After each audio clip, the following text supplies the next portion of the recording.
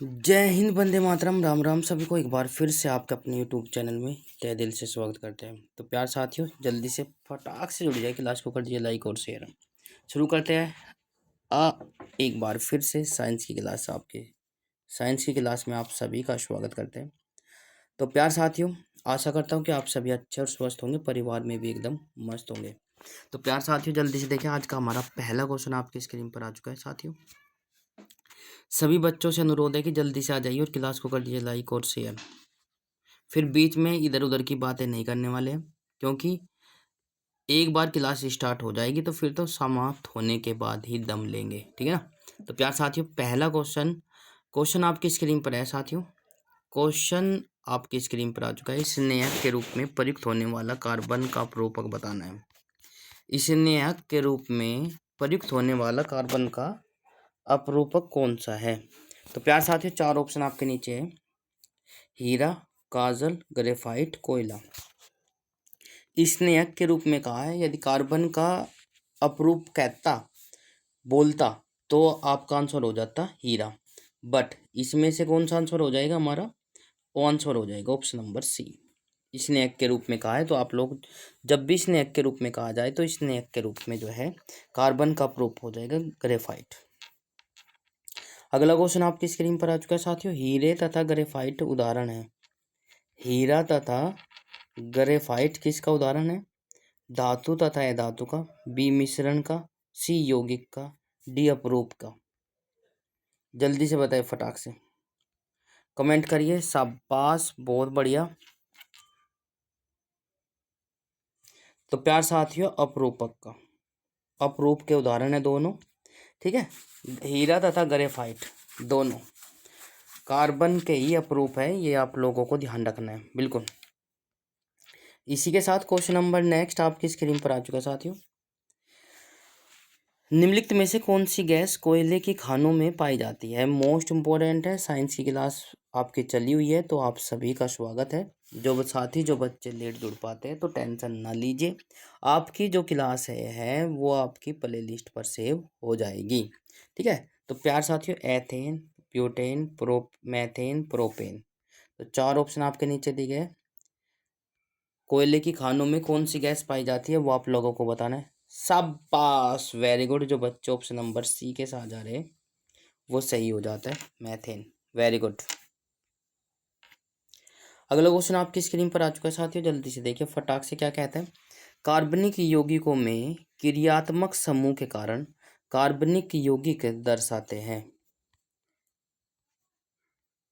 जल्दी से देखिए एक बार फिर से। कार्बनिक यौगिकों में क्रियात्मक समूह के कारण कार्बनिक यौगिक दर्शाते हैं। ए सामान्य गुण, बी निष्क्रिय गुण, सी विशिष्ट गुण, डी इनमें से कोई नहीं। कार्बनिक यौगिकों में क्रियात्मक समूह के कारण कार्बनिक यौगिक दर्शाते हैं। क्या हो जाएगा भाई? ऑप्शन नंबर सी के साथ जो जा रहे हुए सही हो जाता है। समय समाप्त। 5 सेकंड का क्वेश्चन को 5 सेकंड का समय दिया जाएगा प्रत्येक क्वेश्चन में। उसके रहते आपको लोगों को सोल्व करना है, आंसर देना है, कमेंट करना है, ठीक है। बिल्कुल, बहुत बढ़िया। कम से कम एक त्रिबंध रखने वाले हाइड्रोजन कार्बन कहलाते हैं। कम से कम एक त्रिबंध रखने वाले हाइड्रोकार्बन क्या कहलाते हैं? आप लोगों को बताना है। चार ऑप्शन आपके नीचे दिए गए हैं। एल्केन, एल्काइन, एल्कीन या ये सभी।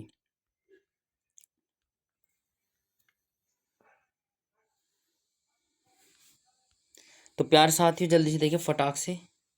क्या कहते हैं? कम से कम त्रिबंध रखने वाले हाइड्रोकार्बन कहलाते हैं एल्काइल, एल्काइन कहलाते हैं। ऑप्शन नंबर बी वाला सही हो जाएगा। बहुत बढ़िया। तो प्यार साथियों, इसी के साथ क्वेश्चन नंबर नेक्स्ट पर चलते हैं। बहुत ही बढ़िया, जबरदस्त। सजातीय सजातीय श्रेणी पाई जाती है।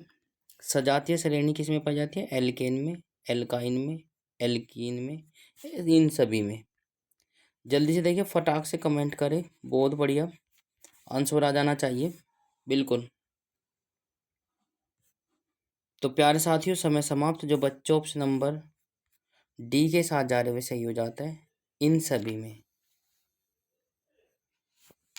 इन सभी में बिल्कुल। सजातीय श्रेणी पाई जाती है। अगला क्वेश्चन आपकी स्क्रीन पर आ चुका है साथियों। लेड पेंसिल में लेड की प्रतिशत मात्रा कितनी होती है?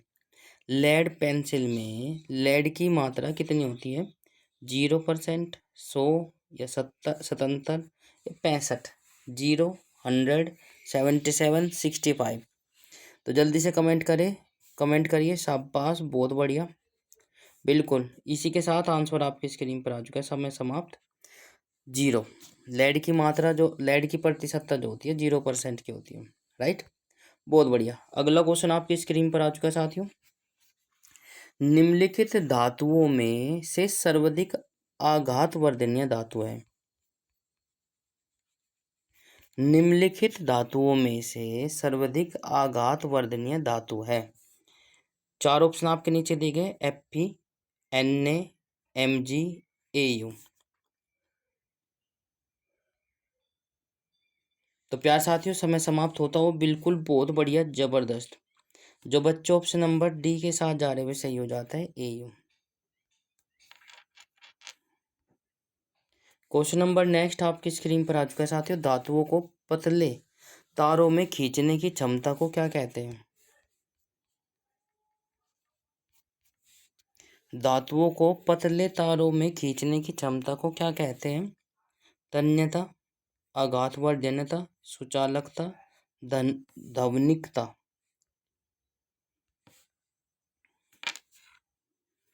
धातु को पतले तारों में खींचने की क्षमता को क्या कहते हैं? शाबाश, very good.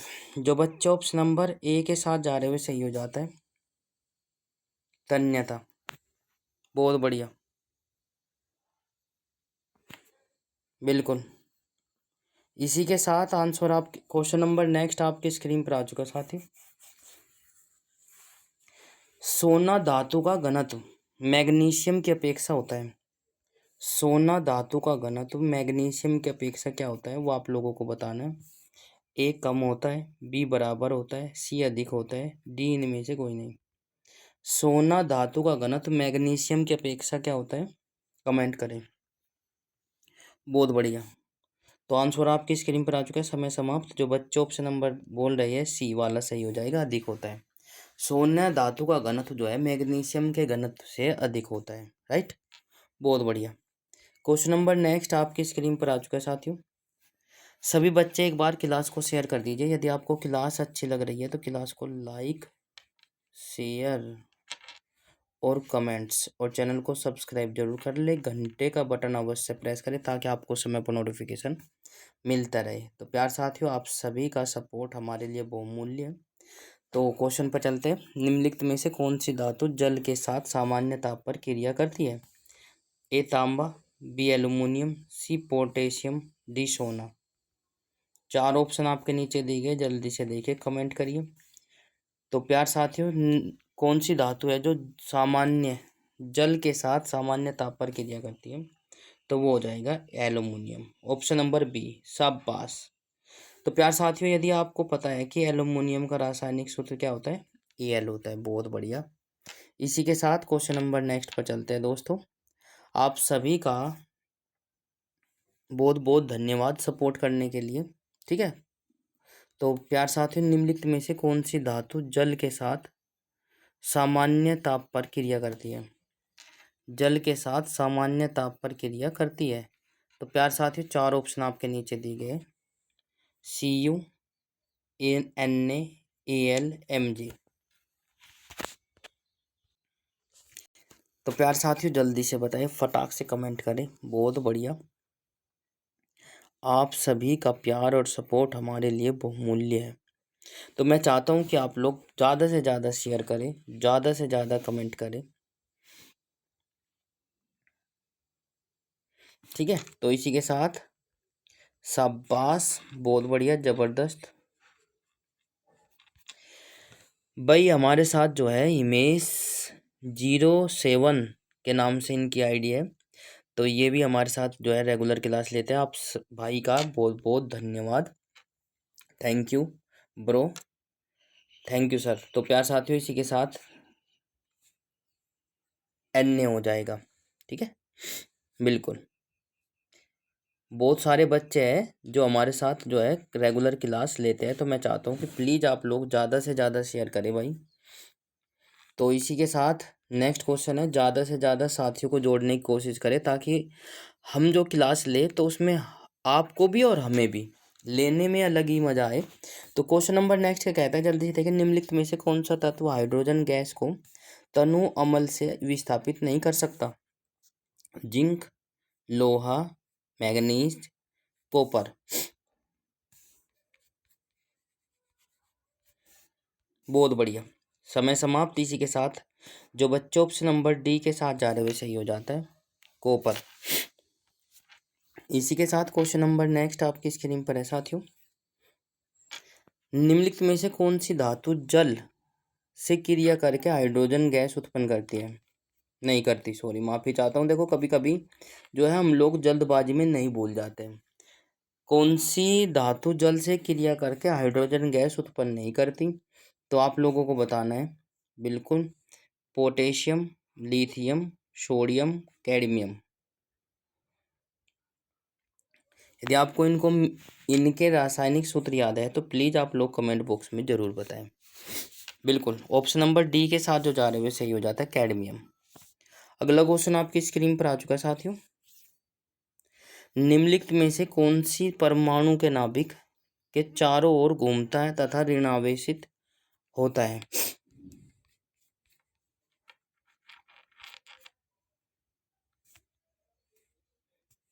Proton, electron, positron, neutron. तो प्यार साथियों जल्दी से बताइए फटाक से कौन सा ऑप्शन सही हो जाएगा। आप लोगों को पता है घना ही हलवा है भाई, धरती का सबसे हलवा पर्सन है ये। तो प्यार साथियों इसी के साथ आंसर आपकी स्क्रीन पर आ चुका है, बी वाला सही हो जाएगा, इलेक्ट्रॉन। क्योंकि इलेक्ट्रॉन पर ही ऋण आवेश होता है, प्रोटॉन पर प्लस आवेश होता है, पॉजिट्रॉन पर भी। ठीक है, और दूसरी बात न्यूट्रॉन उदासीन होता है। तो इसी के साथ ये हो जाएगा ऑप्शन नंबर बी, प्रोटॉन होता है। अभी अभी बता कर आया हूँ। तो आप लोग पिछले क्वेश्चन में मैंने आपको बता दिया प्रोटॉन क्या होता है, उदासीन, धनावेशित, ऋणावेशित, इनमें से कोई नहीं।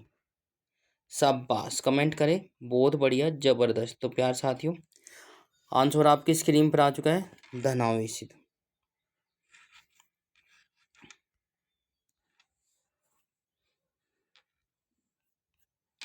इलेक्ट्रॉन की खोज की थी, मोस्ट इम्पोर्टेंट है, फिजिक्स की क्लास में भी मैं ले चुका हूँ।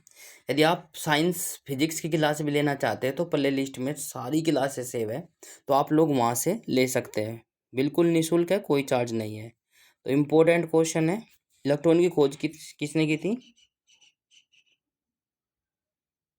तो जे थॉमसन हो जाएगा, बिल्कुल सही जवाब। बहुत बच्चों का आंसर आना स्टार्ट हो चुका है। तो प्यार साथियों बहुत बढ़िया। हिमेश सर कमेंट भी क्या करें, बहुत बढ़िया। तो कुछ कमेंट बस गिने चुने कर दो आप लोग। तो मैं चाहता हूँ कि प्रत्येक क्वेश्चन के आंसर भी दे हिमेश सर, ठीक है ना। तो जो भी साथी हमारे साथ जुड़े हैं बिल्कुल अपना नाम जरूर लिखे ताकि मुझे पता चल जाए, मैं आपको बोल सकूँ। तो प्यार साथियों इलेक्ट्रॉन की खोज करी थी जे थॉमसन ने। अगला क्वेश्चन देखिए फटाक से, कौन सा ऑप्शन सही हो जाएगा, किसके द्वारा न्यूट्रॉन की खोज की गई थी?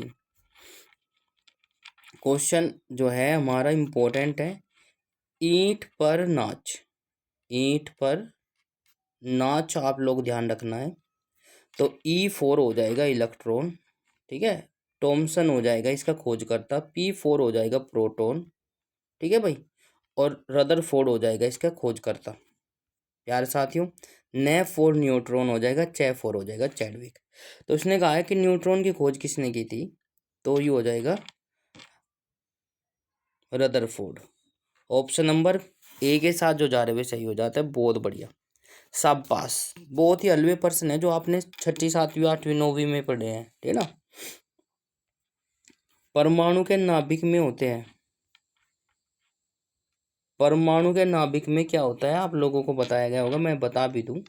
तो देखो इस प्रकार की कुछ ऑर्बिट्स होते हैं हमारे, है ना।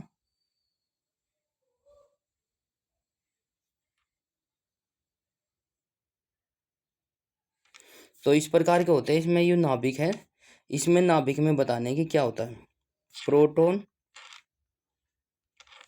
Neutron, proton, neutron, electron, proton व न्यूट्रॉन। तो प्यारे साथियों मैं आपको बता दूं, इलेक्ट्रॉन तो देखो होगा नहीं, क्योंकि इलेक्ट्रॉन तो ऑर्बिट प्रत्येक कक्षा में चक्कर लगाते रहते हैं ना।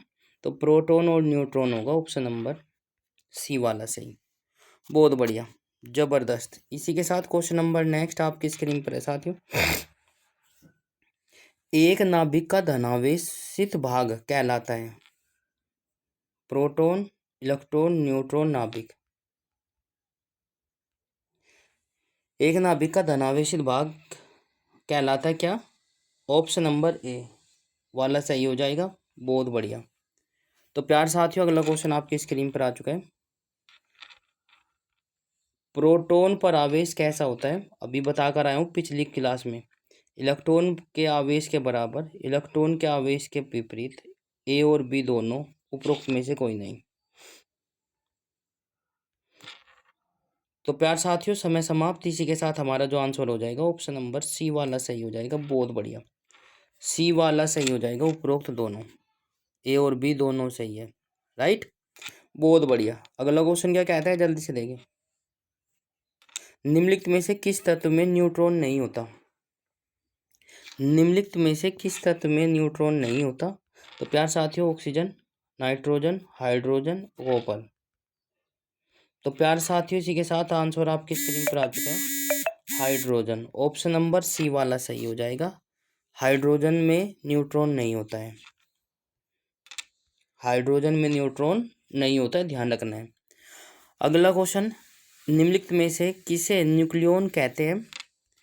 निम्नलिखित में से किसे न्यूक्लियॉन कहते हैं? इलेक्ट्रॉन, प्रोटॉन और न्यूट्रॉन, इलेक्ट्रॉन व प्रोटॉन, न्यूट्रॉन।